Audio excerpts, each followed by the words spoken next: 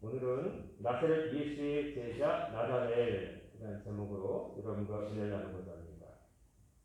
그러니까 나다나엘 하면은 어째 그리 예수님의 제자로서 확 와닿는 이름이 아닌 것 같이 여겨지지요. 우리가 잘 아는 베드로, 안드레, 요한, 야고보, 마태 이런 사람들은 이렇게 좀 들어오는데 하다못해 의심만한 도마까지도 귀에 들어오는데 나다나엘 하면 누굴까 싶은데 요한복음에 나타난 이 제자 나다나엘은 다른 복음서에는 이제 바돌로메라고 하는 다른 이름으로 나타나는 것으로 많은 사람들이 보고 있습니다. 다른 복음서에는 요한복음서 말고 다른 세 개 복음서 공관복음서라고 하는데 거기에는 이제 바돌로메라고 하는 다른 이름이 또 이게 등장해요. 그래서 요한복음에는 나다나엘인데 왜 다른 복음서에는 바돌로메일까? 이 바돌로메라고 하는 이름의 뜻은 돌로메의 아들이라는 뜻입니다. 그래서 진짜 원래 쓰는 이름이라기보다는 그 사람을 원인 이름을 부르지 않고 누구 집 아들이라고 부를 때 쓰는 거예요. 그러니까 돌로메의 아들. 예를 들어서 시몬 베드로는 별명이고 반석이라는 뜻의 별명이고 시몬이라고 원래 이름이 있잖아요. 그리고 바요나 시모나라고 부르시잖아요. 요한의 아들 시모나, 즉 바요나라고 하는 그런 이름으로도 베드로가 불려졌다는 거죠.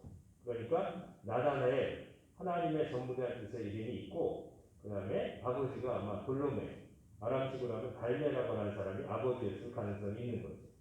그래서 지금도 이 이스라엘 가보면은 이스라엘의 그 가나라고 하는 예수님께서 요한복음에 보면은 물로 포도주가 되게 하신 가나 혼인잔치 있었던 그 장소에 가면은 그 성당이 하나 있어요. 기념교회가 하나 있는데 벽면에 뭐라고 써 있냐면은 나다나엘 바돌롬의 기념교회 이렇게 그 그리스어로 써 있는 걸 볼 수가 있어요. 나다나엘이 바돌로메라 하는 사람과 동일인이다 여기고 기념하는 교회죠.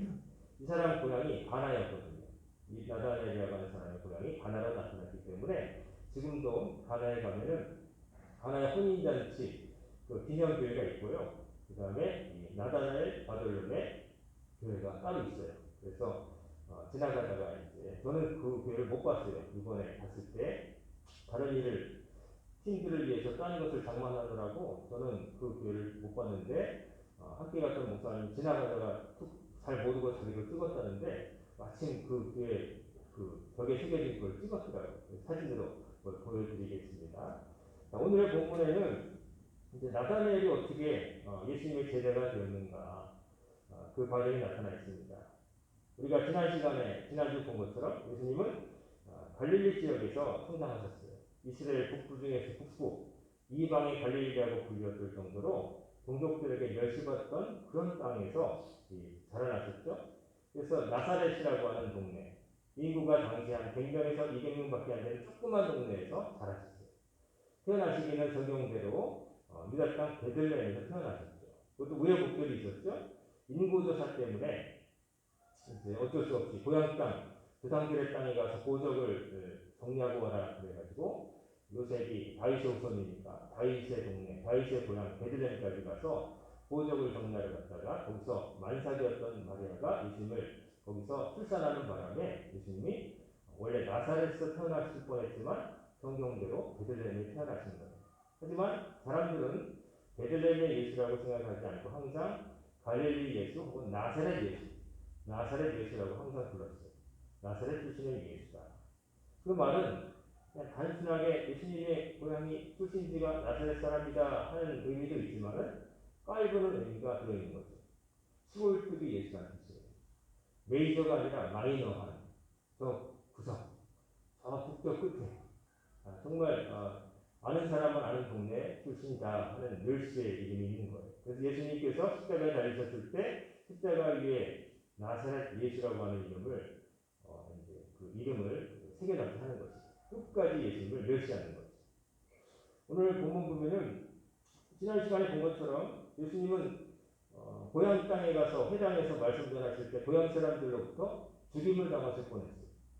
회당에서 말씀을 전하셨을 때 이사야 선지자의 그 말씀을 전하시면서 그 말씀이 다 당신을 가르쳐서 하신 말씀임을 말하면서 오늘 읽은 이 글이 너희 귀에 임하였다 선포하셨을 때 이 고향 사람들은 생각하기를 그랬다는 거죠. 이거 요셉의 아들 예수 아닌가? 목수 요셉의 아들 그 집 큰아들 레미가 저런 말을 하다니 건방지군 주제넘군 이런 생각을 한 거죠.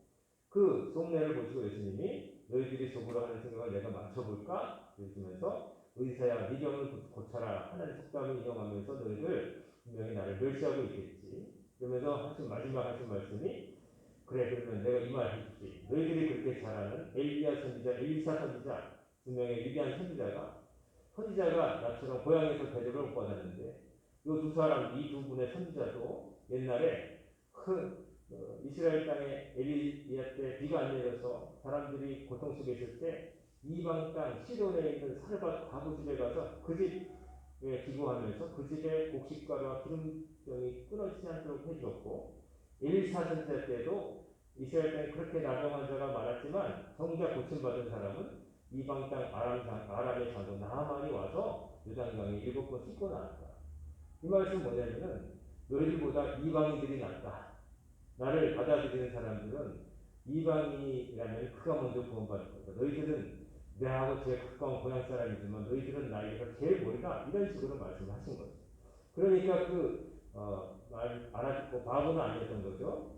회개해야 되는데 사람이 악하면 회개하는 게 아니라 발끈합니다. 예수님을 그 나사렛 동네 지난 시간 보여드린 그 절벽산 언덕 꼭대기로 올라가서 밀어 떨어 죽이려고 한 거죠. 그러나 신기하게도 아무도 예수님을 건들지 못했고 예수님은 유일하게 군중돌춤을 빠져나가셨다. 지난 시간에 그 말씀을 드렸습니다. 오늘 본문을 보면은 예수님께서 제자 가운데 빌립이라는 제자를 통해서 나다나엘이라고 하는 또 다른 제자를 소개받고 그의 마음을 감화시키는 장면이 기록되어 있습니다. 나타나엘, 하나님의 전문이라는 뜻의 좋은 이름을 가진 사람이었어요. 이 사람은 아까 말씀드린 대로 아마 바돌로메라고 하는 다른 이름으로 불려졌을 가능성이 있다고 전통적으로 봅니다. 물론 다른 지각도 있어요. 심지어 나중에 제비 뽑아서 된 막디아가 바로 나다넬이다라는 사람도 있고 또 세리 마태가 사실은 나다넬이다 이렇게 보는 해석도 각가지 있지만은 그래도 전통적으로 교회까지 세워지고 또 성경의 기록으로 볼 때 가장 신빙성 있는 것은 나다넬이 바돌로메와 같은 인물일 것이다. 그리고 훗날 인도와 또 아르메니아 지역으로 가서 복음을 전한 선교사 사도일 것이다 이렇게 보는 것이 거의 정설에 가깝습니다. 오늘 오늘 본문 요한복음 속한 본문의 마지막 부분 21장을 가보면은 예수님께서 십자가에 달려 죽으신 다음에 제자들이 낭망하여서 이제 그 가운데서 이제 베드로를 비롯한 원래 물고기 잡던 사람들을 주축으로 그냥 나는 물고기 잡으러 가겠다. 베드로가 그렇게 말해서 이제 갈릴리 호수 그 당시에 황제 이름 티베리우스를 이름 디베리아 호수라고 불리는 갈릴리 호수로 들어간 사람들이 있었어요. 거기 보면은 그 가운데 이 나다나엘도 섞여 있었다는 것이 기록되어 있어요. 그러니까 베드로 안드레의 형제는 원래부터 그 동네에서 물고기 잡았고 동업자였던 야고보 요한 수산업자였어요. 요즘으로 치면 그렇다고 해서 너무 영세한 그냥 업으로 생각하시면 안 되고 이 당시에 베드로 안드레 야고보 요한은 적어도 수산업자라고 할 만한 사람들이었다고 저기 보고 있어요. 배를 가지고 물고기를 잡았다는 점에서. 근데 원래 하던 일이 그 일이니까 예수님은 사람을 없는 어부가 데려가셨는데 예수님이 돌아가시고 예수님의 부활을 제대로 믿지를 못한 거예요. 양망해가지고 나는 고기 잡으러 가노라 하고서 사람들 이끌고 다시 물고기 잡으러 원래 하던 일로 돌아갔는데 그 중에 이 가나 사람 이 나다나엘도 섞여 있었다고 기록되어 있어요. 따라간 거예요. 베드로를 따라간 거예요. 그래서 그렇게 됐던 사람인데 그러나 이제 나중에 부활하신 주님을 만나 뵙고 진짜로 예수님을 믿게 되어서 끝까지 죽는 날까지 순교하는 그날까지 복음을 전한 사람이 바로 이 나다나엘이라고 하는 선교사입니다. 사도입니다. 당시 이제 그 나사렛 하도 그 나다나엘이 나사렛 이 사람이 예수님을 만나서 하는 태도를 보면은 이 사람뿐만 아니라 당시의 모든 사람들이 나사렛이라는 마음을 얼마나 무시했는지를 알 수가 있어요. 나사렛 제 그 옛날 모습을 재현해 놓은 그 곳을 제가 지난번에 방문했었는데 거기 사진을 좀 보여드릴게요. 불을 좀 꺼주시겠어요?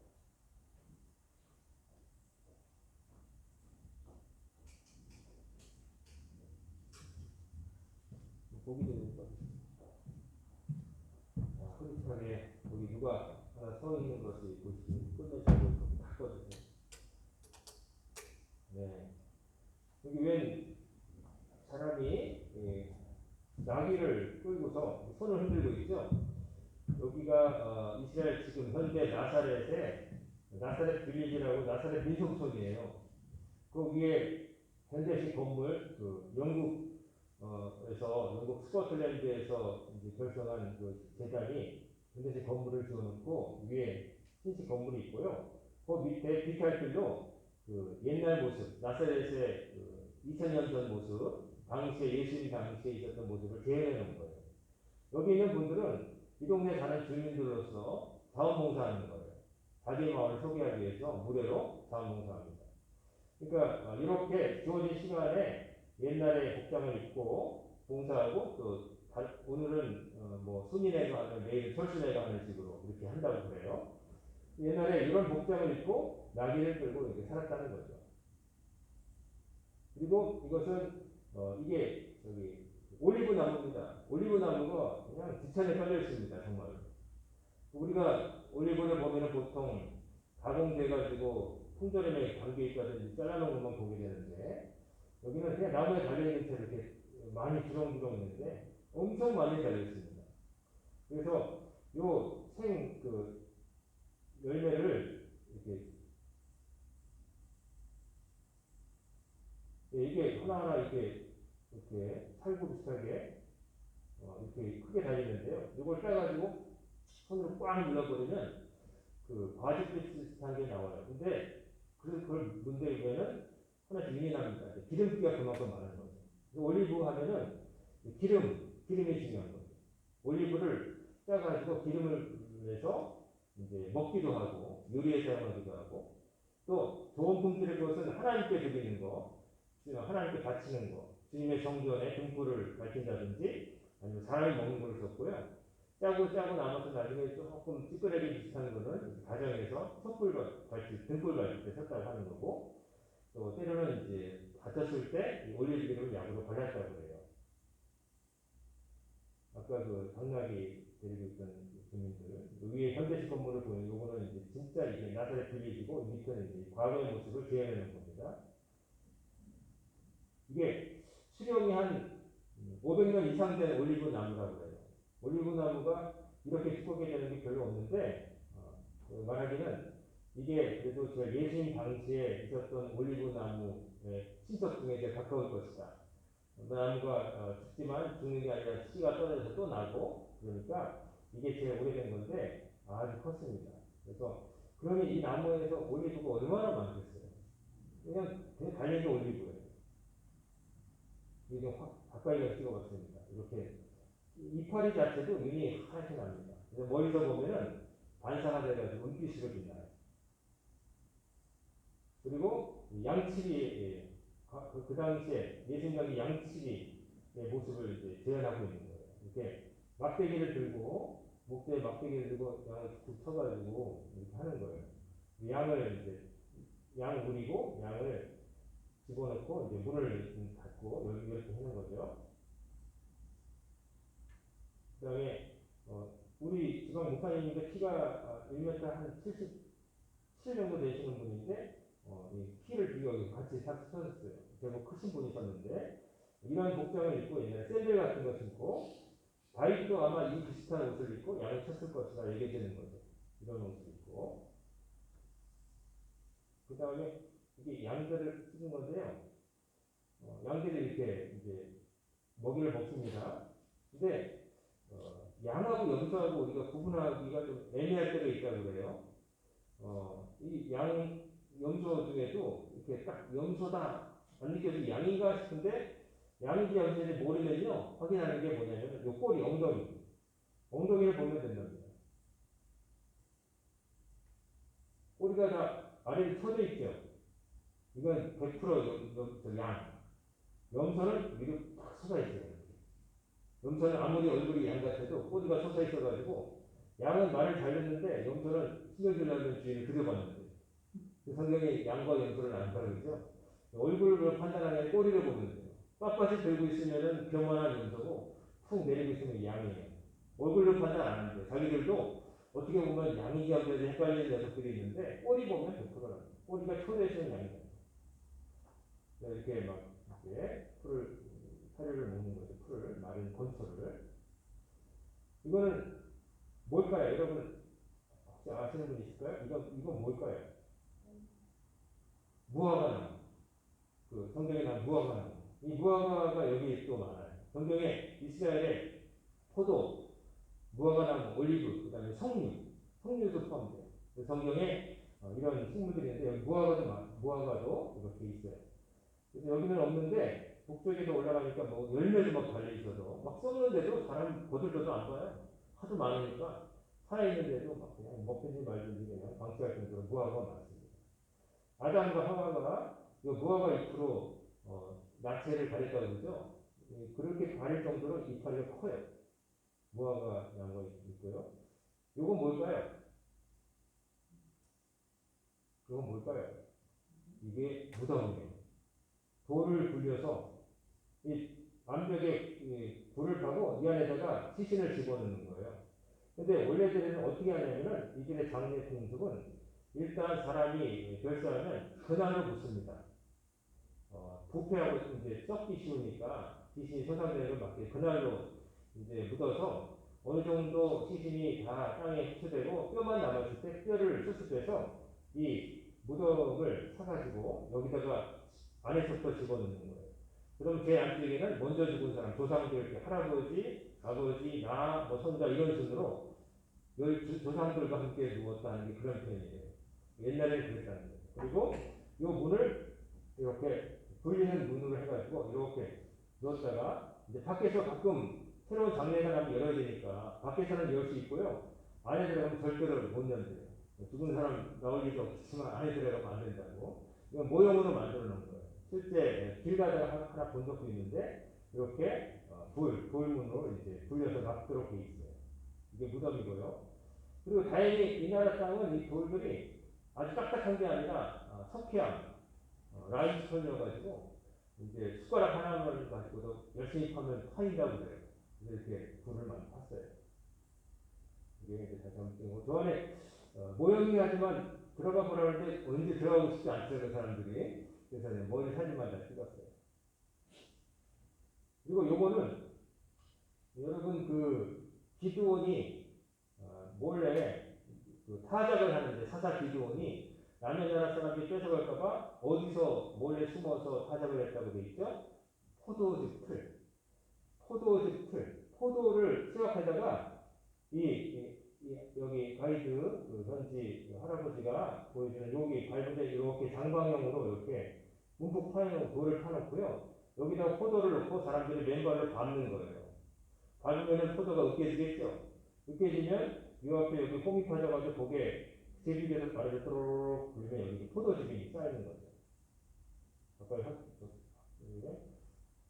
여기 요 네모나게 이런 데 많이 만들었고 여기서 밟는 거예요. 밟으면은 과즙이 이렇게 해서 물이 돼가지고 이제 포도즙이 여기 쫙 쌓이면 여기 모아가지고 포도즙을 만들었어요.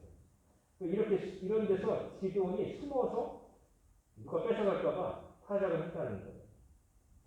숨어하죠.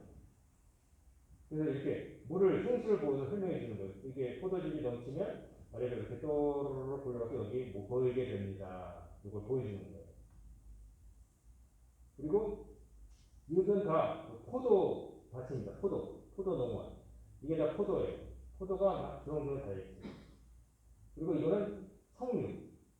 석류가 빨간데 얼마나 큰지 석류가 아주 탐색이 달렸는데 이 석류가 이스라엘 임금들의 왕관을 만드는 모형이 됐대요. 뭐냐면 석류를 뒤집어 놓으면은 이게 확대되면은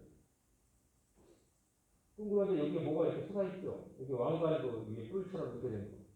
이거 뒤집어 쓰면은 이게 왕관이 된다는 거예요. 석류가 이제 왕의 왕관을 상징합니다. 네, 포도 한번 찍어봤습니다. 근데 우리나라 포도만큼 이렇게 맛있어 보이지 않더라고요. 이게 상품성으로 아니라 그냥 포도밭을 만들어서 그런지 모르겠지만 포도 맛은 아마 우리나라가 최고 아닐까 싶습니다. 어쨌든 여기 포도가 많고요. 석류.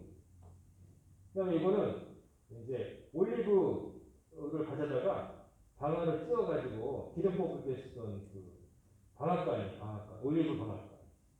그래서 무거운 수들이 이게 달려 있고요. 그리고 저쪽에다 쿵쿵하면서 이제 우리를 찢는 건데, 요게 당나귀가 이렇게 매달려가지고 이제 도는 연자방아예요. 요 밑에다가 그 올리브를 열매 넣고 이걸 돌리면은 으깨지겠죠? 으깨지면 이제 거기 기름이 나오는 거예요. 그래서 제일 삐끗한 기름은 정전에 바치고 사람이 먹고 그 다음에 좀 질이 떨어지는 거는 연료용 몸에 바르는 데 썼다는 거죠. 이거를 막 이제 당나귀가 돌렸다는 거죠. 사람 2명이면 돌릴 수 있어요. 실제 해보니까 잘 돌아가게 잘 설계해놨어요. 그리고 이제 이건 아까 방아찌 듯이 여기 밑에 광지대 같은 데다가 그 올리브 반쯤 찢어진 걸 넣으면 이걸 쿵쿵 찌면 여기서도 이제 마지막 기름을 짜내는 거죠. 짜내고 짜내가지고 마지막에 기름이 또 이제 밑에 보이는 거예요. 연자방아 이렇게 방앗간이 이렇게 생겼어요. 돌리는 게 있고요. 이거는 지나가다가 찍었는데 기억이 잘 안 납니다. 그냥 뭐 가둬놓은 곳인지 이렇게 이런 게 건물이 있었다 하는 정도고요. 그럼 이게 뭐냐면은 이게 바로 탕자가 먹었다고 하는 쥐엄나무입니다. 쥐엄나무. 돼지 사료를 쓰였다. 이게 무슨 콩 깍지가 생겼고요. 이게 딱딱한데 이걸 딱 부러뜨리면 안에 콩 같은 게 들어있어요. 제가 이거 옛날에 한번 먹어봤거든요. 모르고 뭔지 모르고 어느 목사님이 정주실에 가서 가져왔다고 전시를 해놨는데 어느 날 제가 보리자막에 뚝 부러뜨렸더니 그 안에 콩 같은 거에서 먹어봤더니 먹을만 하더라고요. 이게 그래서 이걸 먹고 상대가 버틴 것 같아요. 이 지엄나무 이렇게 지엄나무도 매달아놨다. 그리고 그 황제가 그 돼지 치는 데 가서 살았다고 했잖아요. 이 말은 뭐냐면은 황제가 이스라엘 땅에서 벗어나가지고 북부 갈릴리 어디 이방 땅에 갔다는 거예요. 멀리 갔다는 거예요. 왜냐면 유대인들은 돼지를 안 길렀거든요. 그래서 돼지고기를 먹을 수 있는 데가 북쪽 갈릴리 정도는 멀리 벗어나야 여기에 이제 돼지 치는 사람이 있는 거예요. 이방인들이니까. 뭐 이방인들이니까 돼지고기 뭐 아무거나 다 먹는 거예요. 유대인은 안 먹었어요. 이게 기억나무였네. 그리고 이것은 당시에 그 농부 비슷한 뭐 곡식가루 깎고 뭐 이런 사람 이제 코스프레 하시는 거고요. 이제 곡식 여러 가지 곡식을 이제 놓고서 보여주시더라고요. 저는 기념사진 한번 뒤에 한번 찍어봤습니다. 이거 이제 도자 이게 독일을 그릇을 흙그릇을 이제 만들어서 사용했다고 그래요. 오지 그릇을 만들어서 여기다가 이제 물을 같은 걸 담고 뭐 그랬겠죠. 그래서 이런 도자기 만드는 데가 옛날에 있었고요. 그다음에 요게 거기서 먹는 이제 뭐 곡식들, 콩이나 뭐 밀 같은 거 그리고 무슨 열매 같은 걸 이렇게 해서 그 당시에 이렇게 먹었다는 거 보여주는 겁니다. 그리고 이것은 저기 목수, 당시에 진짜 목수. 목수는 이렇게 일을 했다는 거죠. 당시의 목수. 보시면 여기 뭐 여러 가지 연장들이 있는데 뭐 대패도 있고 이분이 막 이 연장 어떻게 쓰는지 아시냐고 그러니까 목사님들이 다 알죠. 그래도 나이 많은 분들은 대패 뭐 이런 거 다 알죠. 우리가 볼 수 있는 건 다 있더라고요. 그리고 여기 재밌는 게 하나 있는데 여기 우별투절하게 이렇게 나무에다가 구멍을 뚫어놓은 게 있는데 여기에다가 이 구멍에다가 다 돌을 박아 넣어가지고 이거를 낙이나 이런 짐승이 뒤에 내려고 끌고 가면은 그 밑에 이제 돌이 긁히면서 곡식이 타작이 된다고 그래요. 그래서 이런 것도 만들어 팔았다는 거예요. 그리고 뭐 이게 대표도 있고요. 그 다음에 이거는 양털 가지고 이제 옷감 만드는 그런 시대의 모습. 양털을 뽑아가지고 그래서 양털을 이렇게 막 가져다가 이렇게 실을 꼬는 거예요. 뽑아가지고 이렇게 해가지고 좀 단순하게 꼬아가지고 이렇게 손도 이렇게 엮었다 직물을 만들게 했다는 거죠. 굉장히 수작업이 많이 들어가고 뭐 염색도 했고 그리고 오이복이 귀하던 시절입니다. 이거는 지난주에 보여드린 회당이 과거에 이렇게 돌로 만들었다. 회당 안에 모습 지난주 보여드렸죠? 기둥이 7개가 있어요. 완전 숫자 7개를 상징하고 여기 말씀을 전하는 이 두루마리를 놓는 광대상 같은 게 있고 여기 상자는 두루마리를 원래 보관하던 상자가 여기 옆에 있었다고 그러고요. 그 다음에 위에 창문이 있어서 이게 빛이 들어오고 통풍이 들어오겠고 위는 석가래에 뭐 이렇게 있는데 지푸라기도 이렇게 해가지고 지붕을 뚫고 친구들을 내려보낼 수 있는 그런 구조였다. 지난주에 말씀드렸죠? 네, 그 말씀드렸습니다. 요거는 뭐 앞에 여기 이렇게 파 있어가지고 두루마리 손잡이 2개를 이루어 수 있고 양치를 펴서 여기서 하나님 말씀을 읽었습니다 하고 읽어줬겠죠. 예수님도 이렇게 썼고 여기 뒤에 항아리 여기 뒤에 살짝 보는 항아리가 두루마리를 읽은 다음에 여기다 이렇게 담고 다시 또 읽을 때 꺼내고 그랬다는 겁니다. 그래서 이제 나타내시는 이게 성령 굉장히 큰 성령 마지막 모습 그리고 이게 갈릴리 가나 지역에 가면은 돔스 나타넬리스 바돌로마의 아포스톨로이 이렇게 돼 있어요. 즉 사도 나타넬 바돌로메의 돔이라고 하면은 성인의 어떤 유품이나 유골이 있는 돔이라고 그러는데 그러니까 쉽게 말하면 기념성당 기념교회 되겠죠. 나타넬 바돌로메 사도의 기념교회. 예, 지나가다가 모르고 어떤 목사님 찍었다는데 여기 못 가서 이제 우연히 잡혀서 제가 사진 검색하고 있어서 보여드립니다. 자, 불을 켜주세요. 자, 이 바돌로메라고 하는 나다넬이라고 하는 사람이 예수님을 만나는 과정을 이제 본문 속으로 들어가서 잠깐 말씀드리겠습니다. 자, 43절 보시면 이튿날 예수께서 갈릴리로 나가려 하시다가 빌립을 만나 이르시되 나를 따르라 하시니 예수님께서 갈릴리로 나가려 하시다가 빌립을 만나셨대요. 갈릴리로 나가신다고 하는 것은 지금이 갈릴리가 아니라는 거죠. 갈릴리가 아니면 어딜까요? 그 앞에 보면은 예수님께서 당시에 세례 요한이 세례를 베풀던 베단이라는 곳, 이거는 죽은 나사로 사는 베단이 그쪽이 아니고요. 이름은 같지만 요단강 건너편에 있는 베단이라고 하는 다른 동네예요. 이 베단이에 계셨던 거예요. 거기서 세례를 받으시고 거기서 이제 머무시다가 그 앞에 이제 안드레가 세례 요한의 제자였다가 스승 세례 요한이 예수님을 보고서 예수님을 바라보면서 이분이야말로 메시아라는 것을 증거하자 안드레가 예수님의 제자가 된 거죠. 예수님의 제자가 되고 안드레는 또 자기만 믿은 게 아니라 고향에 있던 형까지 베드로를 만나가지고 베드로에게도 예수님이 메시아이심을 전해서 안드레가 베드로를 전도한 거죠. 근데 이제 그 베다니에 누구도 있었냐면 빌립이라는 사람도 있었던 거예요. 빌립 사도도 예수님을 만나서 예수님의 제자가 된 거예요. 근데 여기 보면은 예수님께서 갈릴리 나가시다가 빌립을 만나서 이르시되 나를 따르라 부르셨다는 거예요. 그러니까 빌립도 이 베다니에 와 있었던 거죠. 그리고 다시 보면 빌립은 안드레와 베드로와 한 동네 베세다 사람이다. 그러니까 빌립 사도하고 베드로 안드레는 베세다 사람, 갈릴리 호수 북쪽에 있었던 베세다라고 하는 오천 비슷한 곳에 동양 사람인 것이죠. 그래서 이제 빌립이 이 베드로 안드레와 동양 사람 빌립이 예수님 제자가 이제 되었어요. 예수님 부르셨을 때 나를 따르라 하니까 스승의 말도 있고 아마 들었던 거죠. 그래서 예수님의 제자가 됩니다. 그 다음에 이제 요 세 사람이 이렇게 있는데 다시 보시려 보면 빌립이 나다나엘을 찾아 이를 때 빌립이 또 자기만 믿은 게 아니에요. 나다나엘을 찾았대요. 그 나다나엘을 찾았다는 건 뭐냐면 나다나엘이라는 사람도 요 세례 요한이 세례를 베풀던 베다니에 와 있었다는 거죠. 그 말은 뭐냐면은 원래 고향이 갈릴리 가나 사람인데 이 요단강 근처 베다니에 와 있었다는 거. 이 사람도 세례 요한에게 아마 매료돼서 세례 요한에게 뭔가 기대할 게 있지 않을까 싶어서 왔던 사람인 것으로 보여요. 즉, 이 말은 뭐냐면은 메시아를 기다렸던 사람이라는 거예요. 그래서 당시 사람들이 혹시 세례 요한이 메시아가 아닐까 하는 기대감 속에 세례 받기 위해서 세례 요한을 직접 보려고 베다니에 와 있었는데 이 나다나엘도 와 있었는 거예요. 그래서 빌립이 나다나엘을 찾아가서 말하는 거예요. 이봐 모세가 기록했고 선지자가 기록한 그분을 내가 만났어.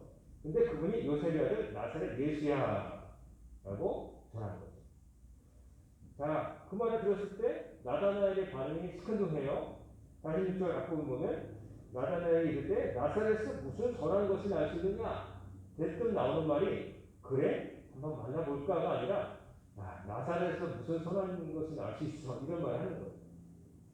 나다나엘이 입에서 이렇게 이런 말이 나왔다는 것은 당시에 나사렛이 얼마나 손동네였는지 듣기만 해도 이 나사렛 거기 어디야 정도는 아니고 나사렛에서 무슨 선한 것이 날 수 있느냐 나다나엘이 나사렛을 잘 알고 있는 것으로 보이죠. 그럴 것이 이 나다나엘의 고향 갈릴리 그 가나가 요 나사렛에서 떨어진 거리가 6km밖에 안 돼요. 6km라는 건 뭐냐면 정걸음으로 1시간 대충 걸으면 4km 가잖아요. 그러니까 빠른 걸음이면 1시간, 아무리 대충 걸어도 1시간 반, 뭐 2시간이면 왔다 갈 수 있는 가까운 동네란 말이에요. 그러니까 나사렛은 나사렛이라는 동네가 얼마나 조그맣고 보잘것없는지를 알고 있었던 사람이에요. 그러니까 듣자마자 빌립이 와서 야 모세가 이법을 들었고 선지자들이 증거했던 그분을 만났어. 누군데? 나사렛 요셉의 아들 예수란 분이야. 그러니까 다른 건 안 들리고 나사렛 출신 이런 것만 들리는 거예요. 나사렛 그 촌동네 당시 사람들이 지난주에 보여드린 것처럼 나사렛을 얼마나 사람들이 우습게 봤어요. 그러니까 나다나엘은 한술 더 떠서 자기가 그 동네 근처 사람이란 말이에요. 나도 아는데 그 동네에서 누가 좋은 사람 누가 나올 게 없어. 이런 말을 하고 있는 거예요. 요한복음 7장에 보면은 그 예수님께서 초막절이라고 하는 절기가 있었을 때 원래대로라면은 가셔야 되는데 예루살렘으로 일부러 자기를 미워하고 죽이려고 하는 바리새인들을 피하셔서 슬그머니 살짝 은밀하게 예루살렘 가시는 이야기가 나와요. 거기 가서 이제 예수님께서 말씀을 전하셨는데 그 말씀을 들은 사람 가운데서 막 매료돼서 선지자다, 진짜 선지자다 이렇게 말하는 사람이 있고 또 어떤 사람은 과연 그리스도시다라고 믿는 사람이 있었는데 또 어떤 사람들은 뭐라고 했냐면 그리스도가 어찌 갈릴리에서 나오겠느냐 성경이 이르기를 그리스도는 다윗의 씨로 또 다윗이 살던 마을 베들레헴에서 나오리라 하지 않았느냐 하며 예수로 말하면 우리 중에서 쟁론이 되 즉, 그 예수님께서 하시는 말씀을 듣고 메시아다, 선지자다 이렇게 말하는 사람이 있는데 갈릴리 출신이라고? 갈릴리? 저 북쪽? 이방 땅? 이거 사마리아보다도 더 못한 땅? 그런 땅에서 어떻게 메시아가 나? 성경도 안 읽어봤어? 베들레헴에서 다윗의 고향 베들레헴에서 나신다고 하지 않았어. 이 사람들은 예수님이 베들레헴에서 나신지 모르는 거죠. 다만 자라나신 나사렛, 갈릴리, 이방 땅, 돼지고기를 막 판매하고 먹고 이런 땅, 하나님을 모르는 자들의 땅, 여기서 어떻게 메시아가 난다는 말이에요. 그랬다는 거예요. 그러니까 나사렛 고향 사람들부터 예수님을 안 믿었고 그 다음에 이 당시에 바리새인이나 이런 사람들도 예수님을 배척했고 또 예수님의 제자가 되기 직전에 이 나다나엘도 나사렛, 갈릴리, 메시아하고는 전혀 상관없음. 이 등식이 머릿속에 박혀 있었던 거예요. 그러니까 빌립이 와서 얘기해도 안 믿는 거예요. 그러니까 빌립이 뭐라고 하냐면 와서 보라 합니다. 결국은 하는 말이에요. 그럼 와서 봐. 내 말을 못 믿거든. 와서 직접 그분 한번 배워봐. 빌립은 알아챈 거예요. 내가 무슨 말을 해도 이 친구 나다나엘이 안 믿을 거야. 내 말 가지고는 안 믿겠다. 내가 무슨 말을 해도 안 믿을 거야. 와서 봐. 그러니까 이제 나다나엘이 이제 마지 못했을 거야 아마. 이렇게까지 와서 얘기하는데 만나라도 봐야지. 그래서 온 거예요.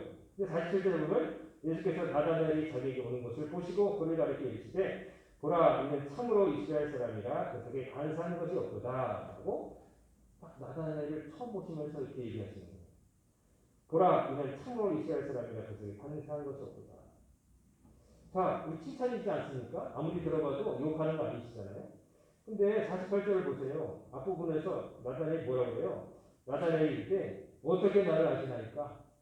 이 말이 어떻게 나를 아시나이까? 이런 느낌이니까 아니고 어떻게 나를 아십니까? 이거잖아요. 아니 오늘 초면인데 저를 향해서 뭐 좋게 뭐 참 이스라엘 사람이 간사함이 없다고 말씀하시는 건 감사하지만 어떻게 나를 처음 보고 나의 뱀뱀에 대해서 이렇게 말씀하십니까? 이게 안 믿는 거예요. 안 믿는 거예요. 어떻게 저를 아십니까? 언제 봤다고? 그러니까 예수님께서 이렇게 말씀하시죠. 그 마음을 예수님이 왜 모르시겠어요? 예수께서 대답하여 이르시되 빌립이 너를 부르기 전에 네가 무화과 나무에 아래 있을 때 보았노라. 이 말씀을 하세요. 빌립이 너를 찾아가서 너를 찾기 전에 네가 무화과 나무 아래에 있는 걸 내가 보았노라 라고 말씀하세요. 그러니까 그 말을 들었을 때 나다나엘의 태도가 180도 바뀌어요. 보세요. 49절. 나다나엘이 대답하되 랍비여 당신은 하나님의 아들이시여 당신은 이스라엘의 임금이로소이다 라고 갑자기 바뀌어요. 좀 어떻게 보면 뜬금없어 보이죠. 나다나엘은 갑자기 왜 이렇게 의심 속에 있다가 이렇게 한 번에 무너졌을까요? 첫 번째, 예수님이 그러셨죠. 네가 빌립이 너를 찾기 전에 네가 무화과 나무 아래에 있는 걸 내게 봤다. 첫 번째, 이게 두 가지 의미가 있어요. 첫 번째 의미는 예수님 분명히 딴 곳에 계셨는데 나다나엘이 집에서 무화과 나무에 있는 것을 빌립이 찾아오기 전에 보셨다니까 신통한 능력이 있으시구나. 이 자리에 없어도 내가 뭘 하고 있었는지 아시는구나. 첫 번째, 주님의 놀라운 능력을 받고, 두 번째는 뭐냐면 무화과 나무에 앉아 있었다는 말이 그냥 말이 아니에요. 이 말이 그때 어떤 의미를 쓰냐면은 무화과 나무나 혹은 뭐 다른 그 나무 아래 앉아 있었다는 뭐냐면 하나님의 말씀을 연구하고 있었다는 그런 뜻이에요. 보통 시원한 나무 아래, 무화과 나무 아래 앉아서 있었다는 뭐냐면 성경을 그런 나무 아래에서 연구하던 사람들이 많았어요. 그 말은 뭐냐면 예수님이 나다나엘을 보시기도 전에 나다나엘이 어떻게 여기 있었고 어떻게 생활하는지를 다 알아맞추신 거예요. 단순히 그 직전에 무화과 나무에 앉아있다는 그 상황만 맞추신 게 아니라 이 사람이 평소에 이제까지 여기까지 와서 뭐 하고 있었고 무슨 관심을 갖고 있는지 예수님이 한 번에 보셨다는 거예요. 무화과 나무 아래 있는 건 뭐냐면 율법을 공부했었고 또 나사렛 예수라고 했을 때 무슨 나사렛에서 메시아가 난단 말이야. 이 말은 뭐예요? 말씀에 대해서 관심이 있었고 지식이 있었고 그 다음에 메시아에 대한 관심이 있었다는 거예요. 그러니까 대본에 내가 메시아에 대해서 성경을 아무리 읽어봐도 나사렛과는 상관이 없어. 맞는 말이에요. 예수님은 나사렛 잘 아시지만 베들레헴에서 태어나신 건 모르니까. 그러니까 나다나엘이라고 하는 사람의 전 인생을 하나님 예수님이 그냥 맞추신 거예요. 너는 빌립이 가기 전에 무화과 나무에서 성경을 읽고 있었는데 그것보다도 너는 평생 지금 메시아를 기다리고 살아왔구나 하는 것을 맞추신 거예요. 그러니까 그 말씀 앞에 이 의심 있었던 나타나엘이 거꾸로 진 거예요. 그냥 점쟁이시네요. 어떻게 저걸 사람 시켜서 보셨나요? 그런 게 아니라 나다나엘이라고 하는 한 인간의 궁극적인 관심사와 이 사람이 뭐하고자 이 대단히까지 왔는지를 아셨던 거예요. 뭘 가장 갈망하고 있는지를 아신 거예요. 고향이 가나안인 사람이 왜 여기까지 와 있었겠어요? 세례요한이 있는 그곳에 왜 와 있겠어요? 하나님 말씀이 기록된 메시아를 기다리는 마음에 거기까지 온 거였어요. 나다나엘이 그런 사람이라는 것을 예수님이 빌립이 가기 전에 내가 널 봤다. 이 말씀하시니까 나다나엘의 의심이 사라진 거예요. 그래서 예수님께서 말씀하시죠. 예수께서 대답하여 이르시되 내가 너를 무화과 나무 아래에서 보았다. 한번 믿느냐? 이보다 더 큰 일을 보리라. 너 지금 네가 여기 오기 전에 무화과 나무에 있었다는 것도 그렇고 네가 평생 관심사가 뭐인지 맞춘 것도 신기하게 여기서 날 믿는다고 하지만 앞으로 나를 따라다니면 더 큰 것도 보게 되리라. 내 제자가 되면 더 놀라운 것도 보게 되리라. 어떻게 됐어요? 나중에 예수님 쫓아다니면서 수많은 기적과 이사를 체험하게 되잖아요. 눈먼 자를 보게 만들고 아진 베개를 일으키시고 죽은 자까지 살리시고 우리가 귀신을 쫓아내시는 것을 나중에 보게 되잖아요. 그리고 나중에 궁극적으로는 죽은 자와 다시 살아나는 것도 보게 되십니다. 그 얘기를 하시는데 그때는 잘 몰랐겠죠.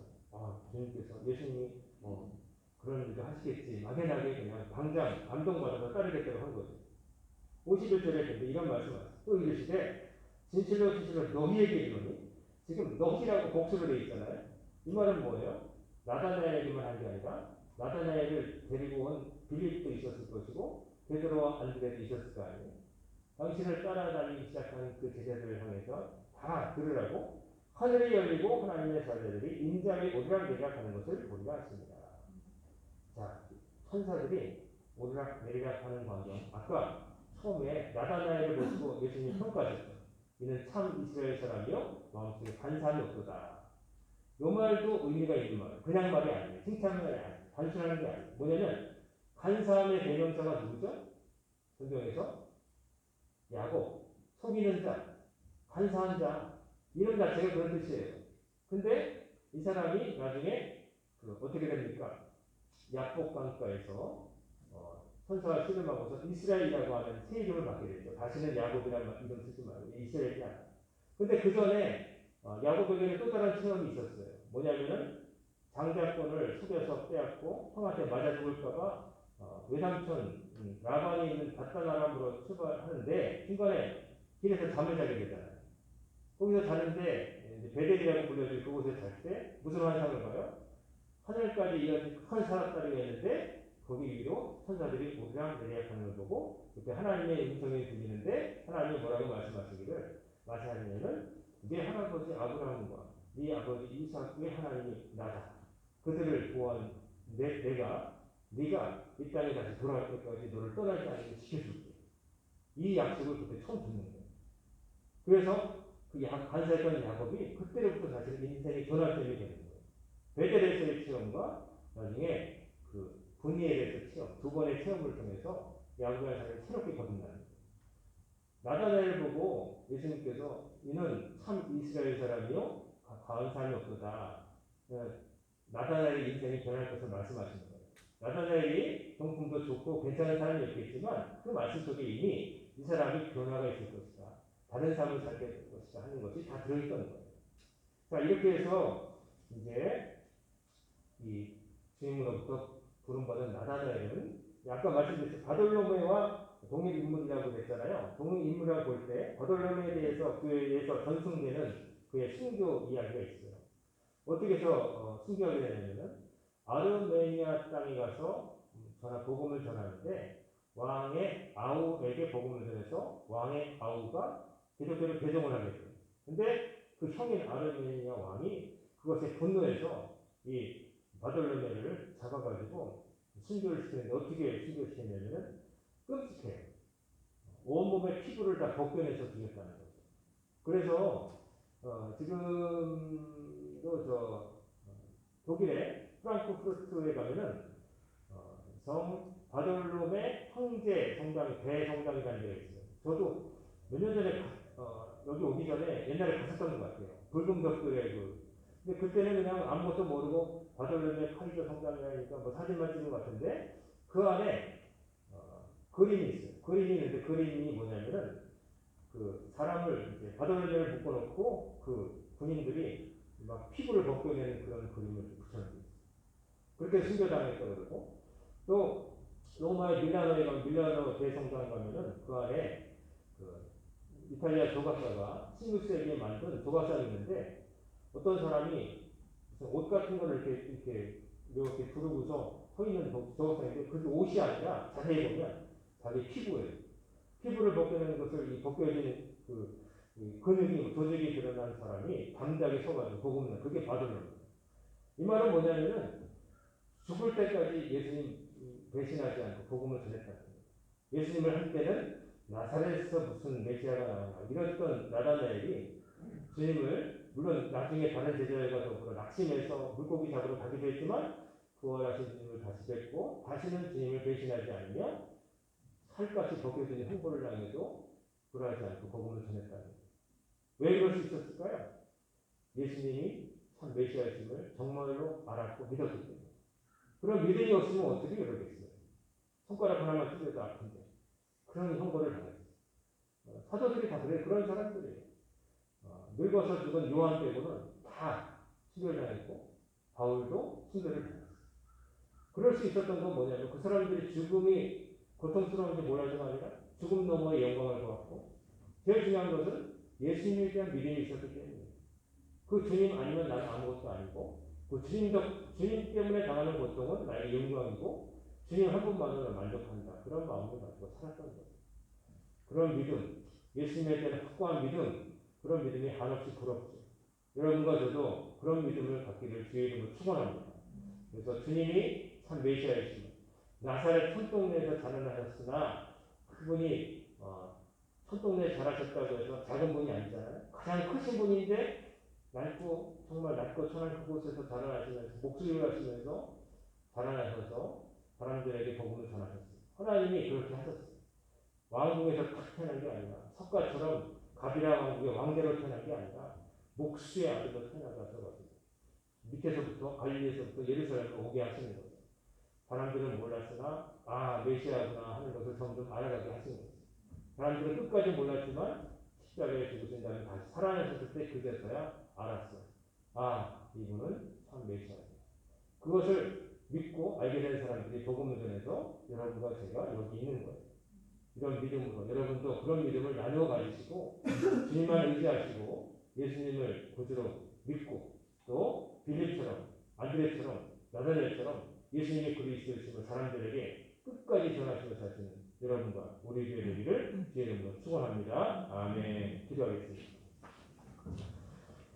사랑과 은혜가 충만하신 아버지 하나님, 오늘도 말씀을 통하여 주님을 접했던 영접했던 나다나엘의 삶을 통해 귀한 교훈 얻게 하심을 감사를 드립니다.